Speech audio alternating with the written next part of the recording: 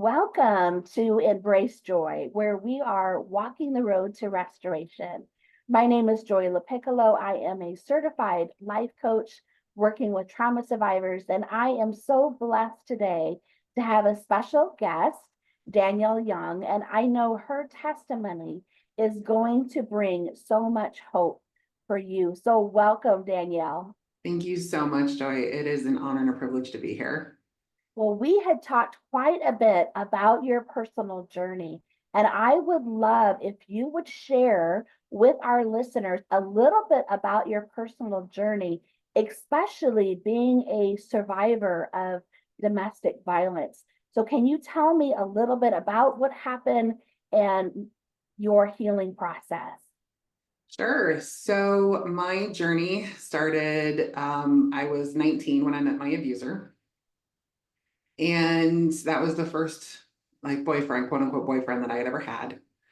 I grew up without my dad. So when this guy started showing interest in me, I kind of attached myself and he was quite a bit older than me by 10 years. And I found that kind of exhilarating. This older guy was interested in me. It was great. And the abuse started slowly. It was just little things, little comments, little jabs here and there. And I didn't really think a lot of it. And then it just kind of escalated from there. And it ultimately led to a very violent experience. Um, he tried to murder me, and we had a 3-week-old baby at the time. Mm. And that night, I knew that I was going to leave him. I just didn't know when or how. I knew I had to get out. And then that night it was like, okay, this was it. That was the point where I knew I'm done, I'm out. And I ended up, pieces of that night are still a little fuzzy. I still have repressed memories from that night. I don't remember everything that happened. I'm still piecing some things together, but I have a pretty big collective picture about what happened. Mm. And I don't remember leaving. I just remember showing up at my mom's house with my daughter, and I had blood all over my shirt. And I was covered. And my mom called the police, and the one cop came over and pretty much didn't really believe me, even though you could tell I had been abused. Right. And that for me was turning point number two. um, nobody's gonna believe me. Mhm. And I knew at that point that I was on my own with what had happened and moving forward. So we went to court. Long story short with that, he got 26 weeks of anger management classes and a $25 fine. Oh, Yeah, that's what my life was worth.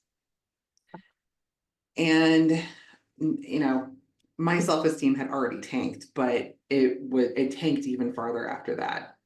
sure. How does it not? Mhm. And I thought, okay, this point is behind me. I have this baby. I have to move forward. And I went through 2 years of him stalking and harassing me after the court appearance. We had to do parenting classes together. I was not taken seriously in this, and I was constantly being put in situations where I had to see him again. I had to face him. And that in itself built up this strength in me because I knew I left you. I left you. I'm better off without you. I know that I am. And I had reached a point of no return. I had crossed that threshold. Mhm. And eventually, I told him, you have no power over me anymore. You can keep stalking me, you can keep calling me in the middle of the night, you can keep threatening me, but at the end of the day, I don't care about you anymore. Like, you have nothing on me, you have nothing over me. I'm done. And eventually it stopped because they don't like that. Right. When they know they don't have control over you, they don't like that. So, at the advice on my attorney, he suggested I go to therapy. So, no one in my family goes to therapy. I didn't know the process. So I found someone and I started going to traditional talk therapy.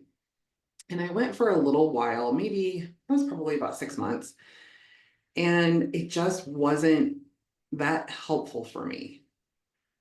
Um, there was no action to it. It just felt like I'm just sitting here, I'm talking, and there nothing is happening. I wanted to be able to talk about it and have something happen. Sure. I wanted to be magically healed and have this go away, and it wasn't happening. And so I'm like, forget it, this is not for me, I'm giving this up. And I eventually got a job and started working full time. And a friend of mine at work, she said, have you ever tried yoga?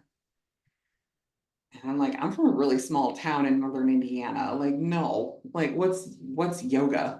I've never heard of it. And she's like, I'm gonna bring you a tape and I want you to watch it. Okay. So she brings me this tape of yoga, of this, instructor doing this yoga class. And I took it home and I started doing yoga to this videotape. And the first night that I did it, I felt really weird and awkward. And I'm like, this is so bizarre. Why am I doing this? But then, eventually, when I got almost through this tape, I just felt this sense of, wow, I'm actually kind of peaceful. Mm. I actually kind of feel better. Mhm. And I thought, man, I'm going to hold on to this. I hadn't felt this in, by this point, it had been almost 2 years. And I thought, okay, I can do this. So every night I would put my daughter to bed and I would go and just do this yoga tape over and over and over again. And the breathing and the poses and just being able to settle in was exactly what I needed at that point. Mhm. So when I moved out of Indiana and moved to Arizona, to a bigger city, I started going to in-person yoga classes. And they teach you a lot more. They teach you the mindfulness part. They teach you more breathing. They teach you more poses. And it would just open up a whole new world for me. So I took that moving forward.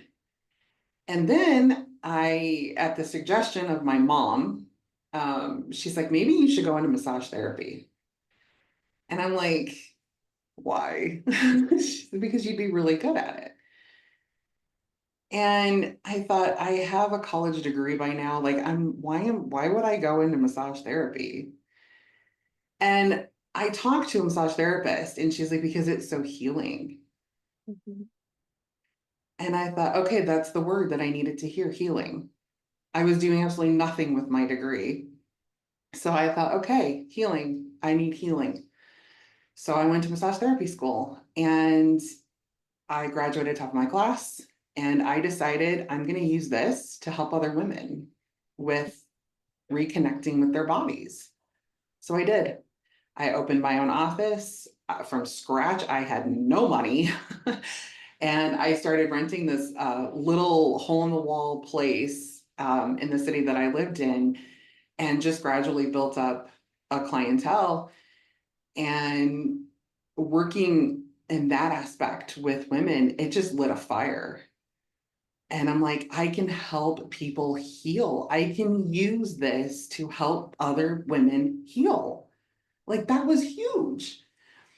So I continued to do that for a little while. And then I had an opportunity to go to yoga teacher training. So I did. And I became a registered yoga teacher. And I started teaching yoga, and I started teaching body positivity and, like embracing who you are in that moment. And it wasn't so much about me helping other people at that point. It was me helping other people, but also helping myself Good. continue to heal. Mhm, Because what I needed to hear, I was putting out into the world. mhm, And I've been teaching yoga now for almost 6 years. And I got involved with a health coach, and I was still having some roadblocks. And she said, "Have you ever tried self-inquiry healing?" And I'm like, "No, what's that?" So she got me in touch with her coach who did self-inquiry. And my first session that I did with her was on Stupid, that's the name of my abuser. That's what I call him, is Stupid. And that completely transformed how I thought about him and how I thought about that relationship and what happened and all of the mental anguish that I'd gone through. And I was able to let a big piece of that go within one session. mhm, And I thought, okay, this is cool. So I kept doing that. And then she offered a mentorship. So I did a year-long mentorship with her. And then I became a self-inquiry coach. And now I'm including that in my coaching. mhm. And then a friend of mine who was in that class said, "You'd be a really awesome life coach." So I'm like, "Really?" Because I thought about it. She's like, "I would totally pay you to be my life coach." So I said, "Okay." So I took a life coach class and became a master certified life coach. And then I decided to open up this business and start taking everything that I had learned and everything that I continue to learn and put it out there into the world to help other women who are going through this or who are going to be going through it at Mhm, some point. That's what led me here. mhm. And thank you so much for being so vulnerable and Sure. sharing your story. And it's one of several things that you said that I want to unpack. One of them is the fact that you realized that you were worthy of leaving, that Hmm. you were worthy of stepping forward. And I hope that the people that are listening will realize the the strength that God rebuilt to your life over a series of time, of course. And now you have been able to let go, not that the abuse wasn't real, but let go of the power of the abuser. And what an amazing business, amazing testimony of the fact that you're able to help women recover and walk through their healing journey. And Yeah. when you mentioned about the yoga and the mindset, that's all a way to regulate our emotions. And so Hmm. that is a great way to bring peace into our lives. And so many of us, we have no peace. Yeah. We're in such a violent situation, and like you, I went through a very heart-wrenching struggle with domestic violence. And so it's interesting because I had a yoga session and I just broke down in tears. Yeah. All those emotions came out, and I thought, and the yoga person was like, "Oh, this is very common." Yeah. So it's interesting that you mentioned that. So thanks for sharing that. And Sure. just the fact that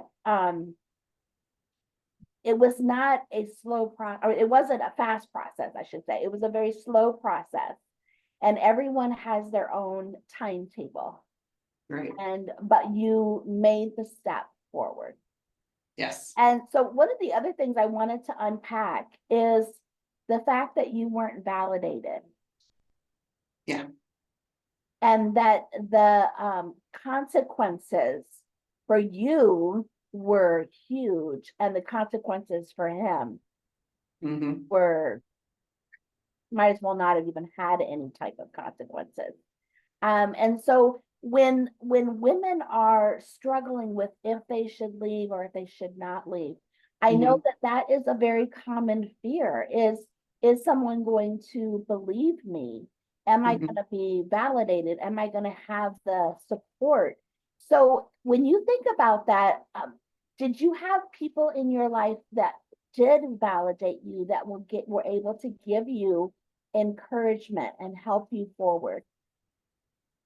I did. My family, my immediate family played a big part in my healing. Um, they really kind of took over when I was not okay mentally. They kind of took over with my daughter. Mm, They babysat her a lot. She was over at their house a lot because there were times that I just didn't know how to function as a human, much less as a mother to this little tiny baby. sure. And without that, I would have never made it. I had a best friend at the time that, she was really the only person that knew. I didn't really tell anybody. Mhm. And, she kind of became my person. And I was grateful for her because I would go over to her house and, we would just talk, and it was a safe place for me to just come and vent and cry, and I talked to her about everything. And my mom especially was very, very helpful and supportive in this. I lived with her for, I think it was about a year, after I left. I lived with her, and I was I was grateful for that because I didn't have anywhere else to go. If I did not have my mom to live with, I would have been homeless, or I Mm, would have been living in a domestic violence shelter. So, I'm super grateful to my mom for that. My grandparents were also a safe, totally safe place for me too. mm, I mean, they were from childhood until now, they were always very much like, we will always protect you. mm, So they were my safe people too. And mhm, then my uncle, I got to give him props. I mean, he was always there for me. We would do things together. Um, he was always very supportive with me as well. wonderful. So I just want to make sure that people know if you don't have supportive people in your life, there are domestic violence shelters and there is support out there. And if you are interested in getting some help, I'm just going to share a number. This is a 24/7 hotline. It's 800-799-7233. And there's someone there that understands and that will be able to give you some encouragement. So I am so glad, Danielle, that you had that support. And you mentioned about how you didn't really tell anybody. Can you talk a little bit about why, as many of us in abusive situations, keep silent? Yeah. So for me specifically, I kept silent because my abuser isolated me from family and friends. So I really didn't have a lot. I had my best friend, and that was really it. He did not like me to go out. He didn't like me to go to my family's. So that was a big thing, was the isolation part of it. I really didn't have anyone else. Mhm. For the general masses of people um, who are in this, and you know are afraid to tell anybody. There's so much shame that is involved in this that it's almost like I would rather put up with it than hear someone tell me that I shouldn't put up with it. And then that there's that not being believed. you know I mean, that's a big part of it too. And then the huge part of it is retaliation from your abuser. If they know that you're talking about it, if they know, then they lose a part of control over you, and that's not okay with them, and they will retaliate. I mean, I went to a movie one night with my best friend and came home to a trashed bedroom where he had like took a knife and slashed the mattress. He had torn up things. He put holes in the walls. I mean, because I wasn't home when he got home, and he didn't believe me when I said I was at the movies with my best friend. So we we keep this to ourselves because we're living in fear, and it's just survival. We do whatever we can do to survive. Mhm. Yeah. That control, I think people who don't have never experienced it or know someone who is experiencing it have no idea the amount of control that they have over our lives. So thanks for sharing that, because I think people need to know. And I am so sorry that that happened to you. And that painful, I mean, that type of physical and emotional abuse.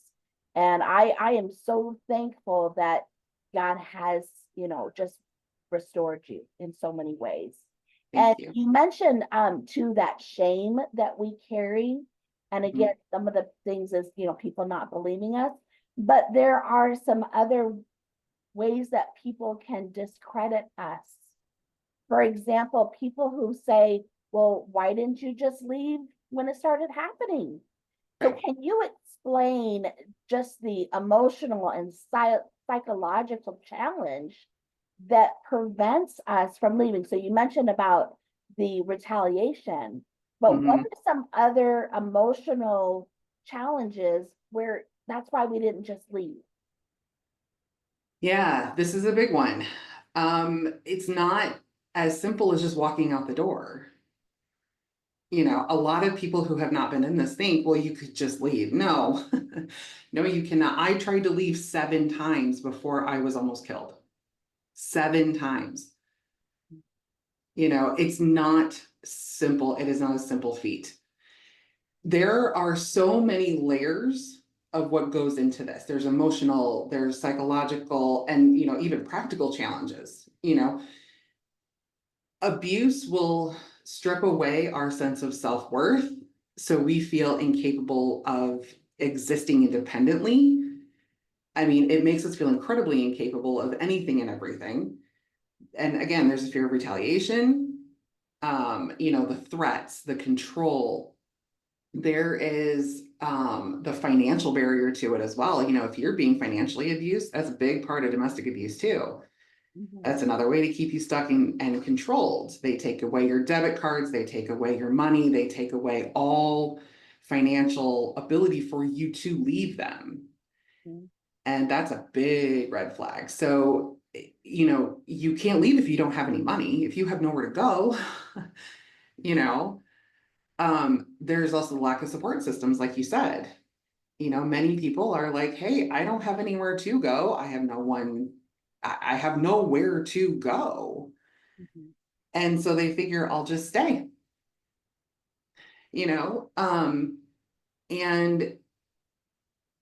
I mean, there's also too, people will stay for the kids. If you have kids, it could mean a huge risk leaving, and even pets. Even if you have pets, it's like, well, who gets custody of the dog? I mean, there's all of these factors that go into it. And if you do have children, it gets way more complex than just you and your abuser. mhm, So it is definitely a multifaceted, multi-layered issue than just packing up your stuff and out you go. And I think people really need to put themselves in the shoes of someone who is going through this to really understand, hey, yeah, this is a horrible, horrible circumstance, and try to be empathetic and sympathetic with that. mhm. And I think oftentimes you are put down, you are seen as incapable, you're seen as being told that you're stupid. So then you don't have the strength, you don't think you are going to be capable of being on your own, Right. no matter the situation that you're in. So I think that's another piece of the puzzle that people don't understand. Yeah. And I think I hope that people will realize that you are stronger than you think. Yes. And I think our what we have been through has made us more resilient. Yes. And we don't realize it until we're out of the situation. But Hmm.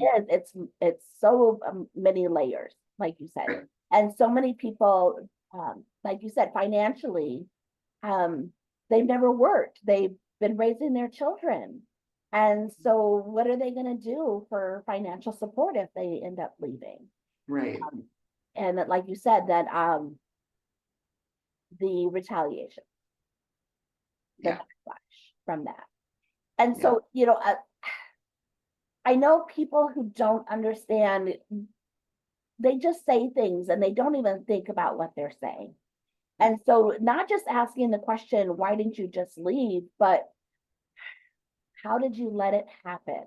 So they Yeah. put it on us as to it was our fault. So Mhm. how would you explain to others the dynamic of that control and the manipulation and fear? We didn't let it happen. So have Right. you ever had someone say that to you, or can you explain how how that feels when someone might say that? Yeah. So for anyone who just says, how could you let it happen? That is painfully oversimplifying things. Mm, And you have to understand abusive relationships are built on a foundation of manipulation, control, and fear. And your abusers will go to tactics, gaslighting, isolation, and threats, maintaining control. They create a mental and sometimes physical and emotional prison that is incredibly hard for you to break free from.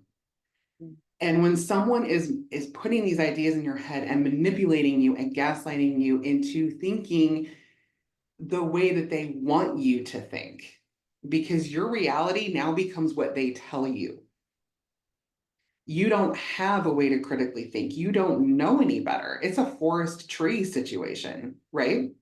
mm, No one lets abuse happen. You are a surviving just you're doing everything that you can to survive in the circumstance that you're in. mm, If I had a choice, I wouldn't have chosen that, but I wasn't given a choice. I was made to believe that I couldn't hack it in the real world because the real world wasn't under my abuser's control.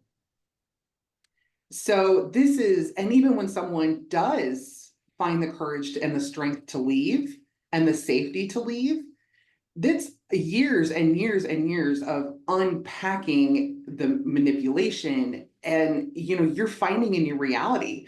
You are finding a new identity. You are going through deprogramming. And that is no small feat. And the people who go through this, and that is incredible amount of strength that it takes to go through that.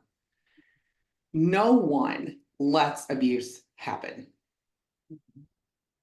It's that simple. Thanks for saying that. And it is, like you said, deprogramming, because we've been filled with so much control, so much manipulation, so many limited beliefs that we have, and finding our true identity. That is Yeah. it's such a big part of the healing journey.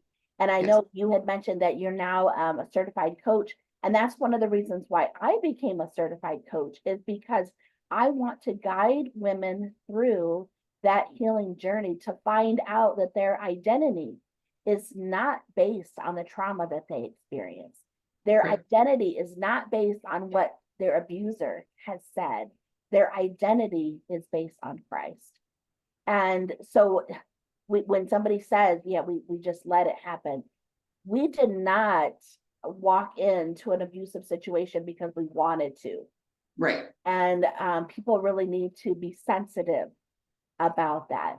Now you mentioned about being a mom and having that 3-week old, and you had said something about how you you knew you were so broken and your family came in and helped you, but that you were concerned if you would be be able to be a good mom.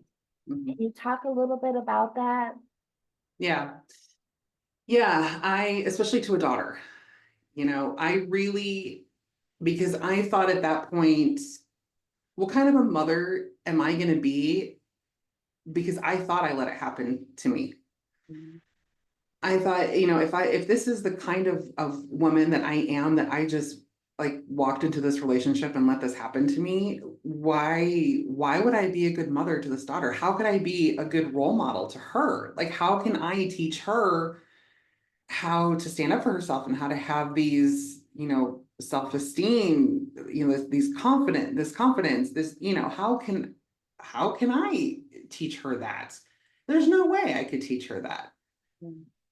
And in the end, becoming a mother, it really did make me realize my job is to teach her what I didn't know. And that started with, you know what, boundaries. It is okay to have boundaries. You know, I knew that I wanted to teach her to be all the things that I wasn't, that I didn't feel like I was at the time. I Mhm. did feel broken. I did feel worthless. I felt hopeless. I felt like I'm a piece of garbage. Like, I really did feel that way about myself because that's what he did to me. That's how he made me feel. Mhm. And I wanted to instill in her that she had the power and the control over her own self to be and do whatever she wanted, not what someone else told her she could or couldn't do. And so that past, as she got older, that past gave me the strength to teach her about healthy boundaries and, about respect and the huge importance of knowing your worth. So I think as a survivor, I really brought awareness and sensitivity to this whole parenting thing. I mean, my it I feel like I could love her in a bigger capacity because I didn't know what love was, and I wanted her to feel what I didn't have. Mhm. Beautiful. So I really I really did aim to be the mom that I needed to mom me Mhm. when I was healing. I Mhm. needed that, do this. You're okay. It's okay. You're not a burden. You're strong. You are worthy. I wanted to be that for her because that's who I needed in that moment. Mhm. You mentioned about feeling like you were a burden, Uh-huh. and I really want the listeners to hear this, where you wondered if you could ever have a new relationship, Yeah. because as survivors we often feel not just domestic violence, but any type of abusive situations where we feel we're so broken, we are such a burden that we close ourselves from other people. So Mhm. tell us a little bit about what your life is now. My life now is absolutely incredibly amazing. I have been with my husband for it'll be 21 years next in April. We have a little boy together who's 13, I mean, both of my kids are the loves of my life. I'm doing this. I've I've healed. I continue to heal on a daily basis. I mean, this isn't just like you reach a point and you're done. It is. you do have to do it on the daily. Um, you know, it's amazing. And if you would have told me 20 years ago that I would be sitting here today, I would have said, "You're crazy." No, not me, not the girl who grew up in government housing in a small town in northern Indiana. I would have said, no, that would never happen to me. But through this, I've learned you can make anything happen. You know, being a burden, or thinking that I was a burden, you know, that was a belief that was put on me by people in my past childhood, by stupid, you know. And the people who really will love me will see what I've been through as something that is profound and courageous. You know, they'll see me as someone who deserves compassion. And my experience does not define who I am. Your experiences don't define who you are. The trauma does not define who you are. It was a thing that you went through, and it made you stronger. It Because look where you are. Look what you've survived. You know, there is a strength in this. And I really want people to understand that you are not a burden. You are worthy of love, support, and kindness. You know, you are worthy of it. And don't let anyone ever dim your light again. Oh, I love that, because we need to be able to shine the light in the darkness, Yeah. and rather than being in isolation like they want us to be, to dim Yeah. our light. Definitely. Yeah. So, as you think about the women that are listening, what message would you give them to take the step to leave, to figure out if that's what they need to do, and any resources that helped you? Yeah. If you are still in this, my biggest piece of advice is make a plan.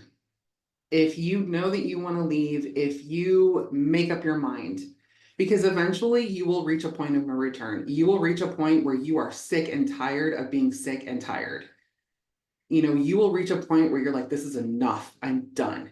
I'm done and I'm not going back. I refuse to live like this anymore. So when you get to that point, make a plan, because this is not something that you can just do on a whim. Like, you have to be ready to go. Like, you need a go bag, you need a plan, like you need to know what your next steps are. So do that.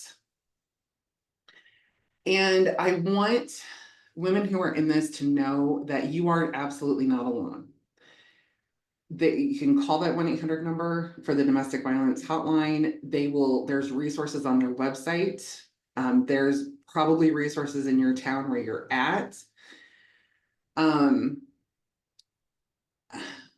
you could go to the authorities. Just know that, you know, they're probably not going to be a huge help.